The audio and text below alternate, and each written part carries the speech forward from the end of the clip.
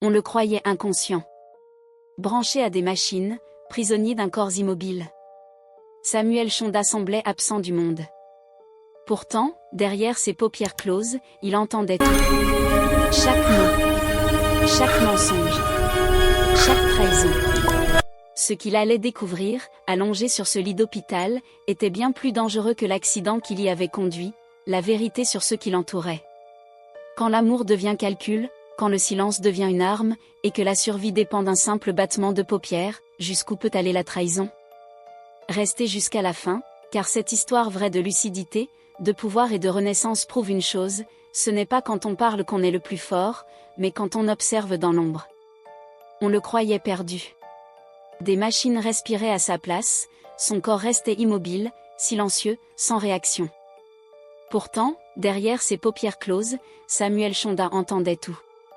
Le milliardaire gisait sur un lit d'hôpital lorsque son épouse s'approcha, assez près pour murmurer ce qu'elle pensait ne jamais être entendue. Sa voix était calme, froide, presque soulagée. Pas de larmes, pas de prières, seulement une vérité nue: si tu meurs cette nuit, je serai enfin libre. À l'intérieur de ce corps figé, quelque chose se brisa. Un doigt bougea légèrement, imperceptible. À cet instant précis, Samuel comprit que le plus grand danger de sa vie n'était pas l'accident qui l'avait conduit là, mais la personne debout à ses côtés. L'accident s'était produit à la sortie de la ville, là où la route lisse rencontrait les chemins inachevés. Samuel avait insisté pour conduire lui-même après une longue journée sur l'un de ces chantiers, l'esprit chargé de chiffres, de délais et de responsabilités. Le soleil déclinait lorsque tout bascula, un camion dérapa, les freins hurlèrent, le choc fut brutal. Le métal se tordit, le verre éclata, le temps sembla se fissurer. Lorsque les secours arrivèrent, son véhicule n'était plus qu'un amas méconnaissable. À l'hôpital privé, la tension était palpable. Les médecins l'opérèrent durant des heures. Son cœur s'arrêta brièvement avant de repartir. Il fut plongé dans un coma profond. Devant les caméras, son épouse jouait le rôle de la femme brisée, implorant des prières. Mais personne ne voyait ce qui se passait réellement à l'intérieur de Samuel. Prisonnier de son propre corps, il entendait les voix, les pas, les murmures respectueux. Il tenta de bouger, en vain. Puis elle revint. Quand elle pensa être seule, son masque tomba. Elle parla de frustration, d'ombre, de vie étouffée par la grandeur de son mari. Ses mots étaient lourds, tranchants. Samuel ne pouvait ni fuir ni répondre. Cette nuit-là, une infirmière lui parla doucement, avec humanité, lui rappelant qu'il n'était pas seul. Alors Samuel comprit, il était conscient, lucide, mais invisible. Et tant que tous le croiraient inconscient, les vérités cachées continueraient à se révéler. Il prit une décision silencieuse, il ne se réveillerait pas encore. Il observerait. Il écouterait. Et le moment venu, ce silence deviendrait sa plus grande force. Elle parla d'une voix légère, affirmant que chacun voulait ce qu'il y avait de mieux pour Samuel, puis elle reprit sa main, la gardant un peu plus longtemps, ajoutant presque distraitement que tout dépendrait de son réveil. Samuel entendit ces mots et sentit quelque chose se clarifier en lui, ce n'était plus le choc, mais une lucidité froide. Lucie partit peu après, invoquant la fatigue, tandis qu'Elias resta, silencieux, observant le visage immobile de son frère, lui rappelant doucement qu'il avait toujours été le plus fort et qu'il se relèverait, promettant aussi que personne ne profiterait de sa faiblesse. Plus tard, lorsque l'hôpital retomba dans le calme, Lucie revint discrètement, convaincue que la vigilance s'était relâchée et que l'ombre protégeait la vérité. Penchée près de Samuel, elle murmura qu'elle avait assez attendu et qu'elle ne patienterait plus longtemps. Sa main posée sur sa poitrine d'un geste non pas tendre mais possessif, révélant une détermination froide que Samuel comprit immédiatement, il ne s'agissait ni de chagrin ni de confusion, mais de calcul. Dès lors, il se fit une promesse silencieuse, survivre, non seulement à l'accident et aux blessures, mais à la vérité elle-même. Les jours suivants, l'hôpital lui sembla moins un lieu de soins qu'un tribunal invisible où mensonges et vérité se succédaient, tandis que son esprit, parfaitement conscient, enregistrait chaque pas, chaque silence, chaque variation de ton. Lucie, toujours impeccable dans son rôle d'épouse inquiète, questionnait médecins et spécialistes, demandant combien de temps durerait l'attente, acceptant les réponses avec une gravité presque théâtrale, alors qu'en privé son masque tombait, laissant apparaître son soulagement.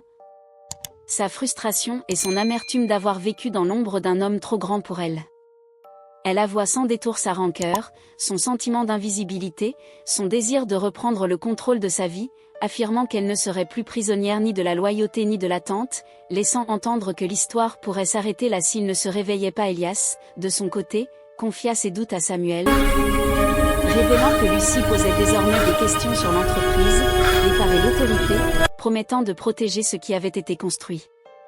Une infirmière attentive, tendit oui, observa sans juger, percevant peu à peu ce que d'autres refusaient de voir, offrant à Samuel une présence humaine et sincère, lui rappelant par un simple murmure qu'il était toujours là.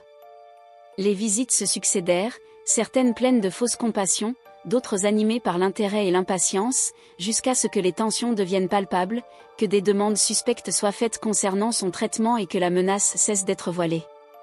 Lucy, de plus en plus pressée, laissa échapper des paroles lourdes de sens, laissant entendre que tout devait se résoudre rapidement, tandis que Samuel, prisonnier de son corps, comprenait que se taire trop longtemps devenait dangereux. À mesure que les jours passaient, l'hôpital se divisa entre ceux qui entraient avec bienveillance et ceux dont les sourires cachaient des intentions calculées, et Samuel, parfaitement conscient derrière ses paupières closes, sut que le temps ne jouait plus en sa faveur. Samuel Champ est plongé dans un coma profond, immobile dans une chambre d'hôpital où les machines rythment ses jours silencieux, tandis que son esprit, lui, reste éveillé et conscient de tout ce qui se déroule autour de lui. Il entend les discussions tendues entre son frère Elias, protecteur et inquiet, l'infirmière Tandiway, vigilante et courageuse, et Lucy, son épouse, dont l'attitude oscille entre maîtrise froide et impatience inquiétante. Officiellement, Lucy se présente comme une femme éprouvée par la situation, mais derrière cette façade se cache une ambition de plus en plus évidente. Elle cherche à obtenir le contrôle médical et financier de Samuel, évoquant la nécessité de diriger l'entreprise et de prendre des décisions pendant son absence. Au fil des jours, Samuel perçoit les manœuvres, les pressions exercées sur l'avocat Peter Cummy, les tentatives répétées d'accéder à ses dossiers médicaux, ainsi que des conversations inquiétantes que Lucy croit privées, où transparaissent sa frustration, sa peur de perdre son statut et son désir d'en finir avec cette attente qui la prive de pouvoir. L'atmosphère devient de plus en plus lourde lorsque Lucy revient tard la nuit, parfois accompagnée d'un homme au comportement trouble, parlant des accidents possibles et de solutions définitives, tandis que l'équipe médicale renforce discrètement la surveillance.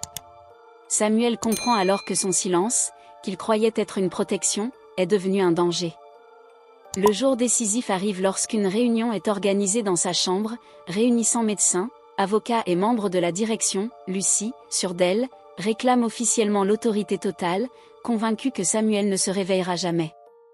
C'est à cet instant précis, après avoir tout entendu, tout compris et tout enregistré dans sa mémoire, que Samuel ouvre enfin les yeux. Le choc est immédiat, la vérité éclate, les paroles de Lucy sont révélées, ses intentions mises à nu devant témoins. Son masque tombe, son contrôle s'effondre, et les décisions qu'elle tentait d'imposer sont immédiatement annulées. Escortée hors de la pièce, elle laisse derrière elle un silence lourd de conséquences, tandis que Samuel, affaibli mais lucide, réalise que son réveil n'est pas seulement un retour à la vie, mais un acte de survie, de justice et de vérité qui change définitivement le cours de son destin. Samuel Chonda était éveillé, pleinement conscient pour la première fois depuis longtemps. Son corps souffrait en silence, des muscles affaiblis par l'inactivité, une gorge douloureuse à chaque mot prononcé.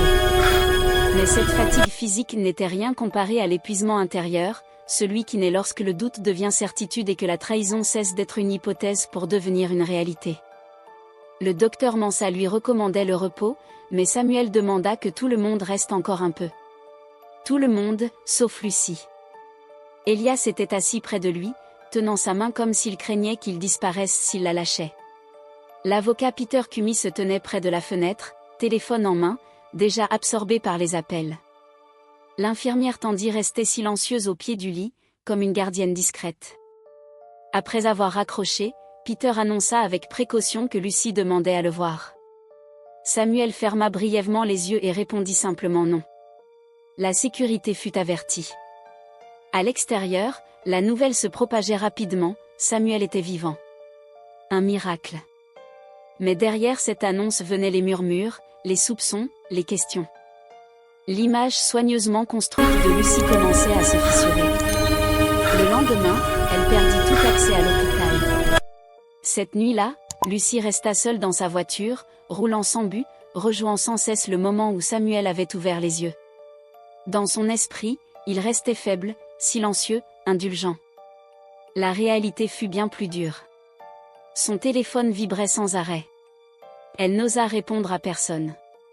Chaque appel sonnait comme un jugement. Elle contacta finalement Victor Bon. La conversation fut brève, froide. Il lui rappela qu'elle avait ignoré ses avertissements. Lorsqu'il mit fin à l'appel, Lucie comprit qu'elle était seule. Pour la première fois depuis l'accident, elle ressentit une véritable peur, non pas celle de perdre, mais celle d'assumer les conséquences. À l'hôpital, Samuel entama lentement sa reconstruction. Chaque geste demandait un effort immense. Elias resta à ses côtés, refusant de partir. Il ne veillait pas par devoir, mais par loyauté. Peter revint avec des informations, les comptes de Lucie faisaient l'objet d'une enquête, ses accès étaient suspendus, et Victor prenait ses distances. Samuel accueillit ces nouvelles sans colère. Les blessures les plus profondes n'étaient pas financières, mais liées à la mémoire et à la confiance. Un soir calme, Samuel remercia Tandy et lui demanda pourquoi elle n'avait pas détourné le regard. Elle lui répondit qu'elle avait vu trop de vies détruites par le silence, et qu'il lui rappelait son propre père, lui aussi trahi par les mauvaises personnes. Samuel comprit alors que certaines formes de courage sont silencieuses. Lucie tenta encore de le joindre, multipliant messages et appels. Samuel n'écouta rien. Lorsqu'une rencontre officielle fut demandée par l'intermédiaire des avocats, il accepta, non pour réparer, mais pour tourner la page. Face à face, Lucie avoua sa peur, son sentiment d'invisibilité. Samuel répondit calmement que l'amour ne justifie jamais l'effacement de l'autre. Il déclara que leur mariage était terminé, non à cause d'une erreur, mais à cause d'un abandon au moment le plus fragile. Il refusa de la détruire, mais refusa aussi de la sauver. Lucie quitta l'hôpital sans menottes, mais discréditée. Peu à peu, les portes se fermèrent autour d'elle. Samuel, lui, poursuivit sa guérison. Des semaines plus tard, il retourna au siège de l'entreprise, affaibli mais présent. Il déclara qu'il n'était pas là pour se venger, mais pour reconstruire.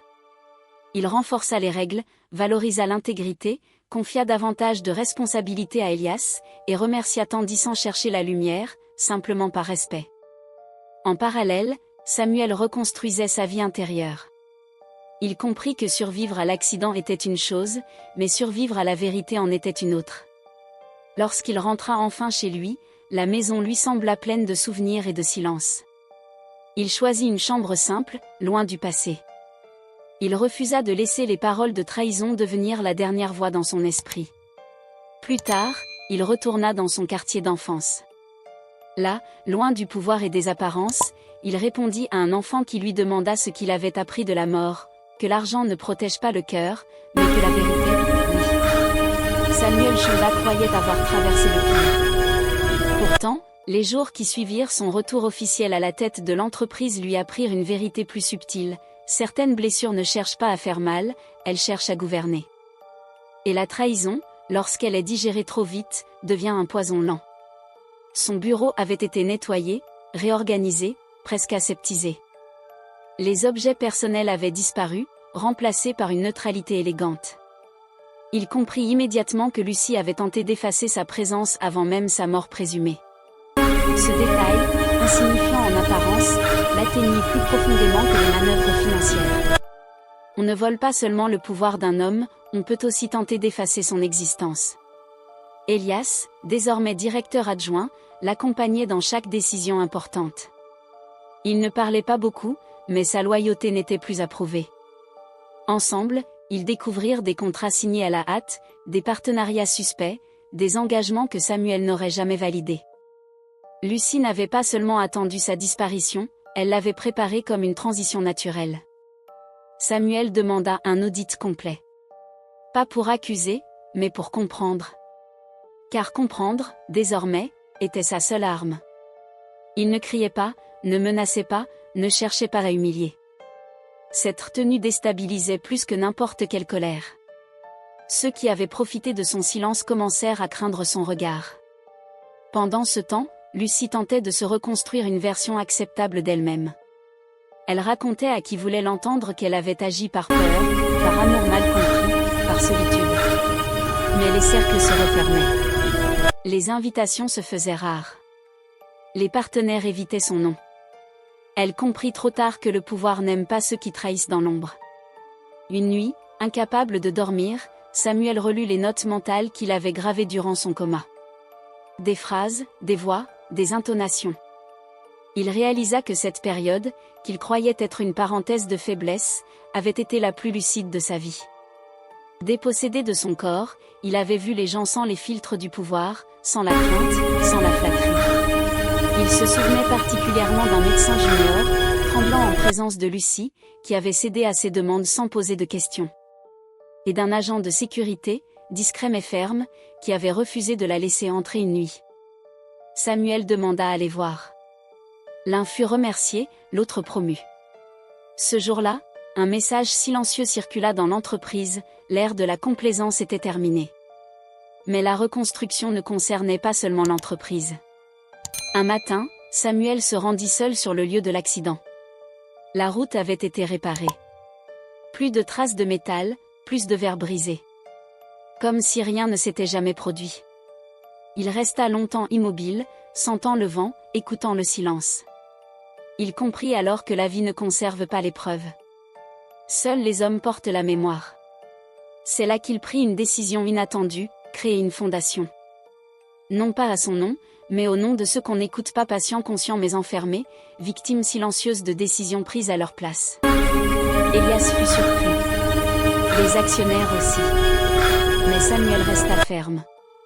Le vrai pouvoir, dit-il, commence quand on protège ceux qui ne peuvent pas parler.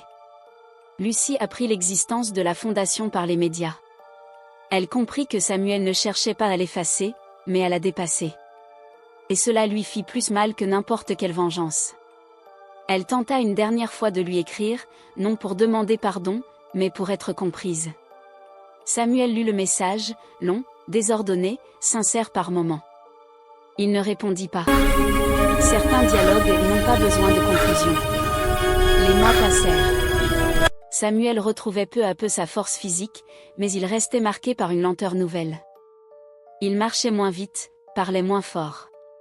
Certains y voyaient une fragilité. En réalité, c'était une transformation. Il n'avait plus besoin de dominer l'espace pour exister. Un jour, Tandy lui rendit visite. Elle avait quitté l'hôpital, refusant les honneurs, préférant retourner dans une clinique rurale. Samuel la remercia encore. Elle sourit simplement et lui dit, « Vous avez survécu parce que vous avez écouté. » Peu de gens savent faire ça. Ces mots restèrent longtemps avec lui. Lorsqu'il fut officiellement déclaré rétabli, Samuel ne célébra rien. Pas de réception, pas de discours. Il invita seulement Elias, quelques employés de confiance, et resta silencieux un long moment avant de parler. Puis il dit, « J'ai appris que la mort n'est pas toujours la fin. Parfois, c'est le révélateur. » Lucie, elle, quitta la ville. Personne ne sut exactement où elle alla. Certains dirent qu'elle avait recommencé ailleurs, sous un autre nom. D'autres qu'elle vivait dans une discrétion qu'elle n'avait jamais connue. Samuel ne chercha pas à savoir. Il avait compris que certaines personnes ne disparaissent pas, elles cessent simplement d'avoir prise sur nous. Un soir, de retour chez lui, Samuel ouvrit une fenêtre et laissa entrer l'air frais. Il pensa à l'homme qu'il avait été avant l'accident, pressé, entouré, sûr. Et à celui qu'il était devenu, plus lent, plus seul, mais profondément ancré. Il sourit pour la première fois sans effort. Il n'avait pas gagné contre Lucie. Il avait gagné contre l'illusion. Et dans ce silence retrouvé, il sut que sa vie, désormais, ne serait plus jamais dirigée par la peur de perdre, mais par la lucidité de choisir. L'histoire de Samuel n'est pas seulement celle d'une trahison. C'est une leçon sur la lucidité, sur la différence entre l'amour et le contrôle, entre l'ambition et l'intégrité. Elle rappelle que la véritable force ne s'exprime pas dans le bruit, mais dans la dignité, la patience et le choix du juste quand personne ne regarde. Car la manière dont on est traité lorsqu'on ne peut plus rien offrir révèle tout.